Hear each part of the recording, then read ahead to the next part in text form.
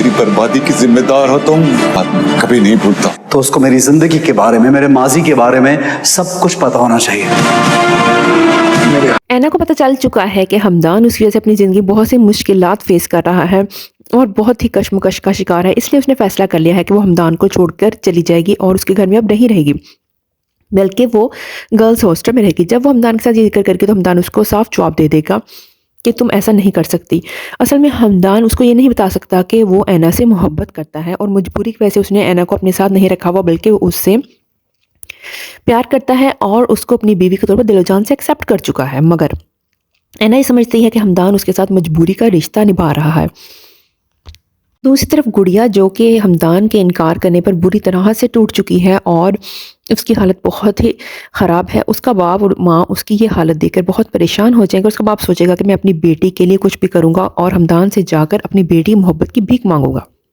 हमदान के पास जाएगा और कहेगा कि मेरे पास जितनी दौलत है, अगर वो सारी बेचकर भी मुझे अपनी बेटी की खुशियाँ खरीदनी पड़ती तो मैं ख़रीद लेता, मगर तुम्हारी मोहब्बत बाज़ार में नहीं बिकती, इसलिए मैं तुम्हारे आगे हाथ जोड़ता हूँ, मेरी बेटी को अपना लो। अगर तुमने ऐसा ना किया तो वो मर जाएगी और मैं अपनी बेटी की जुदाई का सदमा बिल्कुल भी बर्दाश्त नहीं कर सकता। ये देखकर हमदान बहुत ही परेशान हो जाएगा, क्योंकि हमदान के ऊपर गुड़िया के बाप के और माँ के बहुत सारे एहसानात हैं और यतीमी की हालत में इन दोनों ने ही हमदान को सहारा दिया था। वो अपने मोहसिनों के साथ ऐसा करने का बिल्कुल भी सोच नहीं सकता, इसलिए वो डिसाइड कर लेगा कि वो गुड़िया से शादी करेगा। जब वो ऐना से इस बात का जिक्र करेगा तो ऐना कहेगी कि प्लीज़ आप गुड़िया को मेरे और अपने रिश्ते के बारे में बिल्कुल भी कुछ नहीं बताएंगे।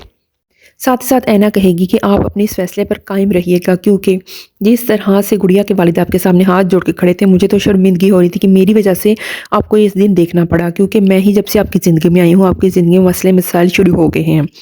अगर मैं ना होती तो आप आराम से गुड़िया के साथ शादी कर लेते और आपको इस मुश्किल और कशमकश का शिकार ना होना पड़ता। आप मेरी टेंशन लेना छोड़ दें, मैं इस घर को छोड़कर जा रही हूँ हॉस्टल में, और आप प्लीज़ मेरे और अपने रिश्ते के बारे में गुड़िया को बिल्कुल भी मत बताइएगा। मगर हमदान कहता है कि नहीं, मैं एक ईमानदार इंसान हूँ और अपने रिश्ते की बुनियाद ईमानदारी पर ही रखना चाहता हूँ। अगर गुड़िया मेरे से शादी करना चाहती है और मुझे सच में मोहब्बत करती है तो उसको मेरे माजी के बारे में सब कुछ पता होना चाहिए। अगर उसको मेरे माजी के बारे में कोई एतराज़ नहीं होगा तो मुझे मेरी माजी समेत एक्सेप्ट करेगी, क्योंकि मैं ना तो तुम्हें छोड़ सकता हूँ और गुड़िया के साथ भी शादी करने के लिए मैं मजबूर हूँ।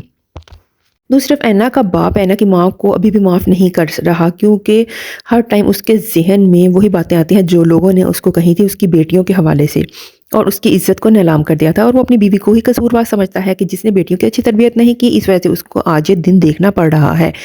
सो ऐना की एक छोटी सी गलती की वजह से ना सिर्फ ऐना की अपनी ज़िंदगी दांव पर लगी, हमदान की ज़िंदगी दांव पर लगी है, उसकी बहन आइमा की ज़िंदगी बहुत ही बुरी तरह मुतासिर हुई है और उसके माँ बाप की ज़िंदगी भी तबाह बर्बाद होकर रह गई है। सो फ्रेंड्स, कैसा लगा आज का रिव्यू? अगर रिव्यू पसंद है तो चैनल को कर लीजिए सब्सक्राइब, वीडियो को कर लीजिए लाइक। Thanks for watching.